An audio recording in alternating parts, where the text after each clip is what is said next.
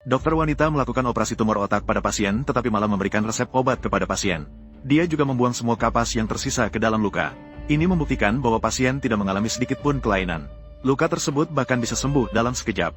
Setelah operasi selesai, pasien sudah bisa berbicara. Ayah, benar-benar tidak sakit sama sekali. Semua orang mengatakan bahwa keterampilan dokter wanita itu benar-benar luar biasa. Untuk memintanya melakukan operasi, pasien bahkan harus melewati lelang untuk mendapatkan kesempatan operasi. Namun, mereka tidak tahu bahwa dia sebenarnya tidak memiliki kemampuan apapun. Tetapi dia bisa memindahkan semua penderitaan pasien kepada rekan-rekannya.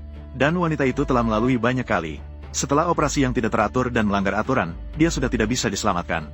Dia mati dengan tragis di ruang operasi yang paling dia cintai. Untungnya, Tuhan memberi kesempatan untuknya bangkit kembali.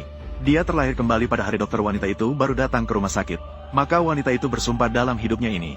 Dia pasti akan menyelidiki kebenaran tentang pemindahan rasa sakit. Kebetulan saat itu, seorang pasien yang membutuhkan transfusi darah RH negatif untuk prosedur tusukan sumsum tulang. Dan wanita itu kebetulan juga memiliki darah RH negatif. Dokter wanita dengan tegas meminta dia untuk mendonorkan darah kepada pasien kecil. Mengingat bahwa di kehidupan sebelumnya, dia mendonorkan darah setelah. Jadi dia dipindahkan dari rasa sakitnya. Wanita itu memutuskan untuk memotong jalan keluar dokter wanita. Maaf ya, adik senior. Saya sudah flu berat selama 2 hari ini. Sudah minum antibiotik. Mungkin tidak terlalu nyaman untuk mendonorkan darah. Ternyata dokter wanita langsung panik begitu mendengarnya. Berbagai cara dilakukan untuk memaksa wanita itu mendonorkan darah secara moral. Wanita itu pun berkata, tidak tahu bahwa saya adalah satu-satunya yang memiliki darah RH negatif. Adik perempuan, kamu juga darah RH negatif, kan? Karena kamu bilang dokter itu memiliki hati yang baik. Seharusnya kamu sangat bersedia untuk mendonorkan darah kepada pasien, kan? Dokter wanita langsung panik mendengarnya. Apapun yang dikatakan, dia tidak mau mendonorkan darah. Terlebih lagi, keluarga pasien sangat marah. Ditambah lagi, kepala rumah sakit di sampingnya terus mendesak. Dokter wanita terpaksa setuju dengan enggan. Wanita itu awalnya berpikir kali ini dia bisa menghindari rasa sakit dan mendapatkan pencerahan. Namun, siapa sangka begitu operasi dokter wanita dimulai, rasa sakit wanita itu kembali muncul. Saya mencoba ini dan sama sekali tidak mendonorkan darah untuk orang lain. Kenapa hasilnya tetap sama? Sementara itu, pasien kecil itu keluar dari ruang operasi tanpa cedera. Wanita itu bingung, apakah dia tidak bisa melarikan diri dari kendali dokter wanita? Setelah itu, wanita itu merenungkan detail dari percobaan sebelumnya. Setiap kali dokter wanita melakukan operasi, dia selalu berada di rumah sakit. Lalu bagaimana jika dia mengundurkan diri? Memikirkan hal ini, dia dengan tegas pergi ke kantor dekan. Saya tidak mau bekerja lagi. Saya ingin mengundurkan diri. Begitu dokter wanita mendengar bahwa wanita itu mengundurkan diri, dia langsung berlari ke dalam kantor. Jadi dia menggunakan pengunduran diri untuk mengancam dekan. Kata-kata itu juga membuat dekan merasa terancam oleh wanita itu. Dia segera dengan wajah marah mengambil surat pengunduran diri. Dengan tegas, dia menempelkan 2 cap besar pada surat pengunduran diri.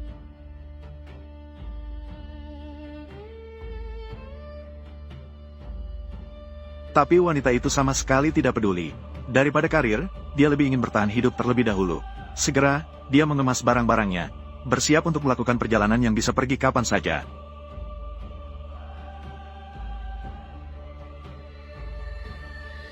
Tak lama kemudian, wanita itu sudah duduk di pesawat. Wanita itu membuka ponselnya untuk memeriksa jadwal operasi dokter wanita. Operasi kanker lambungnya sudah dimulai pada pukul 10.30. Dan sekarang sudah pukul 12, dia belum bereaksi. Mungkin kali ini dia benar-benar berhasil melarikan diri dari kendalinya. Namun, saat pesawat mulai lepas landas, wanita itu tiba-tiba merasakan mual di perutnya. Ketika wanita itu terbangun lagi, dia sudah terbaring di ruang perawatan rumah sakit. Dia tidak mengerti mengapa dia sudah meninggalkan rumah sakit. Mengapa dia masih merasakan sakit? Jadi dia mengambil ponselnya untuk memeriksa berita. Ternyata dia menemukan wawancara berita tentang pasien kanker lambung itu. Dr. Cheng adalah dokter ajaib sekarang. Proses yang menggoda sama sekali tidak menggunakan anestesi. Namun, saya tidak merasakan apa-apa. Bahkan asap-asap lainnya membuat saya menggigit perut dan minum bubur kaya selama beberapa bulan. Namun, Dr. Cheng bilang untuk minum cepat-cepat, takut masih bisa disembuhkan. Sama-sama tanpa rasa sakit, wanita itu bingung tidak mengerti. Apa sebenarnya yang salah? Saat itu, rekan kerja dengan marah masuk ke ruang perawatan. Menuduh wanita itu jelas-jelas menderita kanker lambung tetapi masih minum alkohol. Wanita itu terkejut mendengarnya. Saya tidak minum alkohol. Agar bisa siap sedia untuk situasi darurat. Saya tidak pernah minum alkohol.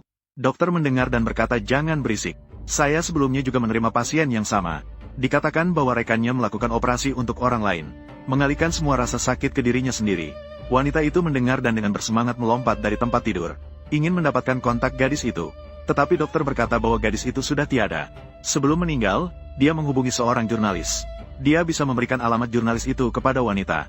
Dengan cepat, wanita itu menemukan jurnalis itu sesuai alamat. Dia menceritakan pengalamannya kepada jurnalis. Namun, fakta ini terlalu aneh. Jurnalis itu juga tidak berani untuk sadar. Wanita itu tidak punya pilihan lain selain memikirkan sebuah cara. Anda bisa mencari seseorang dari kabupaten yang baru datang. Pergi ke rumah sakit tempat Chen Lanlan berada. Daftar untuk nomornya. Selama saya memiliki luka yang sesuai, kamu akan mengerti. Jurnalis itu segera menelepon temannya, memintanya untuk mendaftar untuk nomor dokter Anda. Katakan bahwa pergelangan tangan terkilir dan perlu diatur kembali. Setelah menutup telepon, keduanya menunggu hingga senja. Wanita itu tiba-tiba merasakan sakit yang hebat. Segera setelah itu, pergelangan tangannya muncul bekas luka yang jelas. Ini benar. Sekarang wartawan juga harus percaya. Saat itu, wanita itu menerima telepon yang mengatakan bahwa dokter wanita akan melakukan operasi kanker otak pada putrinya yang dijaga. Wanita itu terkejut mendengar itu. Di kehidupan sebelumnya, yang diketahui, operasi pengangkatan dilakukan sebulan kemudian. Mengapa di kehidupan ini harus dilakukan lebih awal? Tapi sekarang tidak ada waktu untuk memikirkannya.